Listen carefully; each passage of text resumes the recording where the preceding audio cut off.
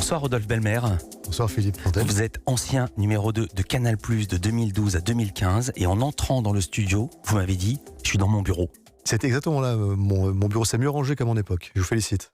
Mais c'est pas que c'est mieux rangé, c'est qu'il n'y a rien. C'est un studio nu, juste la parole et l'intelligence de l'invité. Vous avez été l'artisan de la relance de Canal+ après l'âge d'or, je ne vais pas raconter de votre vie, mais quand même vous avez lancé le grand journal, le petit journal, Ali Badou, Mouloud Achour, et vous êtes depuis janvier 2018 membre du conseil d'administration de Netflix. Votre parole est rare dans les médias et votre actualité immédiate, c'est que vous êtes le président du festival Sérimania, basé à Lille, qui va démarrer vendredi 22, ça va durer jusqu'au 30 mars. L'an passé, gros succès, 56 000 spectateurs en provenance de toute la France, 2000 pros venus du monde entier de 40 pays, on en attend 2500 cette année. Qu'est-ce qu'ils trouvent à Sérimania qu'on ne trouve nulle part ailleurs, si je puis me permettre? Plusieurs choses. D'abord, c'est un festival qui a comme caractéristique d'être à la fois un festival qui a un point de vue artistique très affirmé sur les séries, donc avec une sélection très exigeante, et en même temps un festival très populaire. C'est-à-dire que c'est populaire, c'est pas Cannes. C'est-à-dire que les gens peuvent aller voir les séries, il y a des projections. Comment ça se passe? Je sais que l'an passé c'était Lille, et cette fois-ci à 6 villes. On essaye de rayonner dans toute la région des Hauts-de-France. Le cœur, c'est Lille, c'est là qu'il y a le plus de salles et qu'il y a le plus de séries en projection, mais c'est vraiment un festival populaire parce que les gens se massent pour voir les séries. On a ouvert la billetterie il y a quelques jours. En une heure, on avait distribué 16 000 billets et en une journée, 30 000 billets. Alors que l'année dernière, on a fait 56 000 places au total. Alors, ce sont des billets qui sont gratuits, on demande aux gens quand même de les retirer, mais un énorme succès populaire. Ah, c'est gratuit en plus? C'est gratuit, bien sûr. Au programme, 70 séries sélectionnées, 40 en première vision mondiale. Il y a notamment Osmosis qui est produite par Netflix. Il y a une compétition, un palmarès. Quel genre de séries sont en compétition? Qu'est-ce qu'on va voir? Vous avez relevé 3 tendances.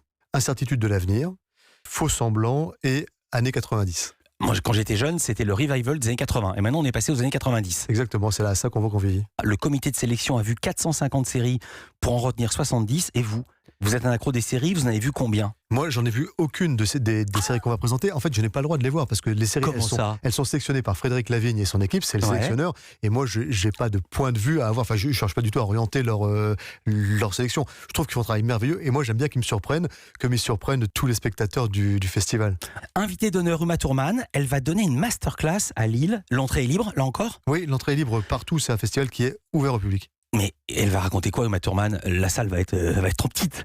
Quoi qu'elle dise, la salle va être trop petite. Je pense que la salle va être trop petite et moi j'espère bien être au premier rang. Et voilà, parce que je crois qu'elle est vraiment très heureuse de venir à la rencontre du public français. Elle sait que le public de Lille est très chaleureux et elle est très impatiente de venir à sa rencontre. Autre événement, Rodolphe Belmer, un forum dédié aux professionnels qui aura lieu du 25 au 27 mars seront présents.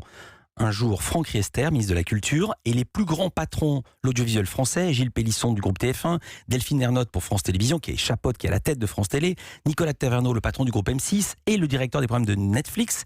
Ils vont participer à un sommet bilatéral entre l'Union européenne et les États-Unis pour discuter de quoi?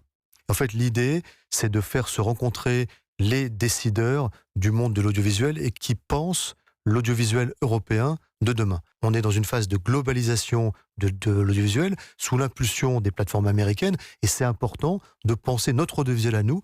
Quelle est la place de l'Europe dans le concert audiovisuel mondial de demain? Auparavant, ils pensaient les uns contre les autres et là, ils pensent ensemble. On essaye de faire ça. Et c'est franchement très intéressant et le plateau d'invités montre qu'en fait, cette démarche amène beaucoup d'intérêt. Et j'ai oublié de dire qu'il y a aussi les auteurs qui sont là. Il y a Pascal Rogard et la SACD qui est là. Il y a des créateurs qui sont sur scène aussi et qui viennent donner chacun un point de vue et qui essayent d'élaborer cette vision-là. Et le fait qu'on ait besoin de prendre conscience qu'on doit se regrouper pour favoriser l'émergence d'un audiovisuel européen puissant demain, je pense que c'est un signe très fort.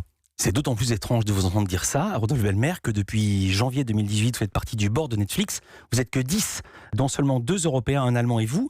Alors Netflix, je vais le dire en chiffres, c'est le géant américain de la VOD, 140 millions d'abonnés dans le monde, près de 4 millions en France. Les chiffres sont secrets, je ne vous demanderai pas de les commenter.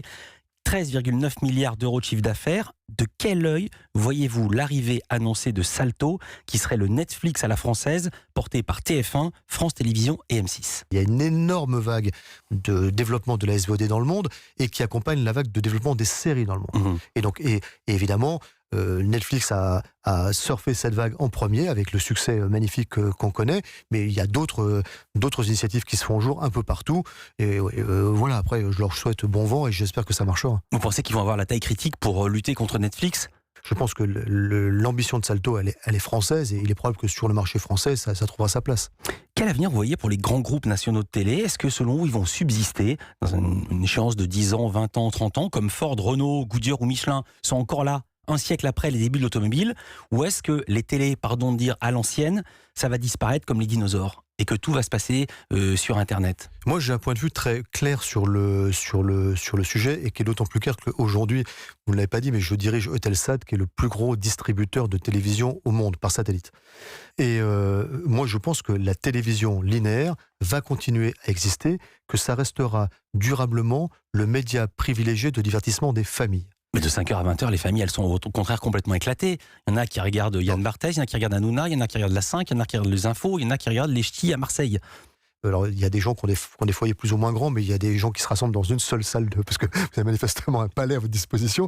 Mais, non, c'est pas ça, c'est que maintenant la télévision, elle est sur les ordinateurs, elle est sur les portables. Oui, et donc maintenant, chacun peut regarder sa petite émission dans son petit coin. Donc en fait, l'analyse que j'essaie de faire, c'est que quand la famille est dispersée, forcément, les membres de la famille vont regarder une offre à la demande. Quand la famille est rassemblée, donc par exemple pour dîner ou dans des moments de rassemblement de la famille qui ne sont pas forcément du prime time, il faut bien avoir un consensus de divertissement commun, et ce consensus, c'est la grille de programme apportée par la télévision. Je n'ai pas un palais, mais j'étais ravi d'avoir Rodolphe Belmer à ce micro. Merci beaucoup d'être venu ici sur Europe 1. Merci Philippe Vandel.